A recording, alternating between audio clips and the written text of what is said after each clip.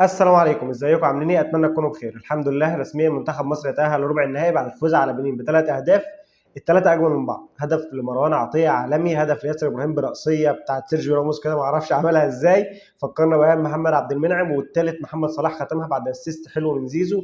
والحمد لله عندنا كوره، عندنا لعيبه، عندنا منتخب، عندنا كل حاجه الا حاجه واحده بس، ما بنعرفش نعمل السهل، ما بنعرفش ما نتفزلكش، ما بنعرفش ما نحطش بصمتنا. يا كابتن حسام عندك قماشه هي محدوده والله العظيم. بص الفكره في ايه؟ الفكره ان واحد زي جوارديولا ده مثلا بيتفلسف ليه؟ عشان عنده قماشه كبيره يتفلسف براحته وعنده تاريخ كبير يتسند عليه. انت يا كابتن حسام بتتفلسف ليه؟ القماشه بتاعتك محدوده. هي دي اللعيبه اللي موجوده معاك، ليه تتفلسف؟ ليه تحط التاتش بتاعك؟ ليه النهارده تبدا بابراهيم عادل وتريزيجيه الاثنين بيلعبوا هاف رايت، الاثنين بيلعبوا مركز 8 في هاف رايت؟ ليه تبدا بالاثنين اصلا في هاف ليفت قصدي؟ يعني هو تريزيجيه بيحب يلعب ناحيه الشمال وابراهيم عادل برضه بيحب يلعب ناحيه الشمال. ليه تلعب الاثنين بقى ونروح تنزل لي زيزو تلعبه اليمين؟ ما استفدتش منه باي حاجه. تريزيجيه النهارده ما عملش حاجه، ما قدمش اي حاجه. ليه؟ لان انت ملعبه في حته مش حتته. فليه تبدا بتريزيجيه وابراهيم عادل؟ طب ابدا بزيزو وتريزيجيه زي العادي جدا، ابدا بابراهيم عادل وزيزو، ابدا بامام عاشور وتريزيجيه، ابدا باللي انت عايز تبدا به، بس كل واحد في مكانه.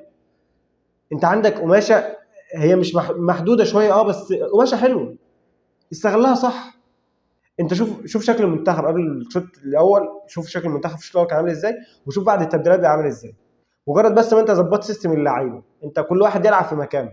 مع ان برضو انت حتى زيزو لما نزلته ما كنتش بتلعبه في الجنب اليمين، كنت بتلعبه في الجنب الشمال، ومع ذلك يا عم مش مشكله.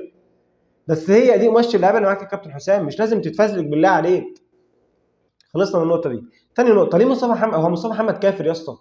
مصطفى محمد ليبي، انجليزي، اسباني؟ طب مصطفى محمد مش جنسيه مصريه؟ طيب انا عايز افهم والله العظيم، حد يفسر لي ايه تبديله مصطفى محمد اللي في الدقيقه 120؟ مصطفى محمد اللي هو افضل مهاجم في مصر حاليا بتنزله تضيع بيه وقت؟ انت دماغك دي فين طيب؟ يعني انت عندكش مهاجم صندوق، ومرموش مش عارف يلعبها. مرموش طول عمره بيلعب شادو سترايكر او سكند سترايكر، ملوش في حته تسعه الصندوق اللي هو المهاجم الصندوق اللي هو الكلاسيك ده، مش بتاعت مرموش.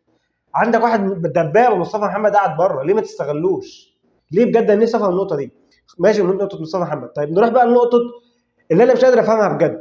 ليه تلعب بخمسه ورا؟ انت بتلعب بنين، امال لما تلعب المغرب ولا السنغال هتلعب بكام؟ هتلعب ب 10 ورا؟ بجد مش قادر افهمها دي.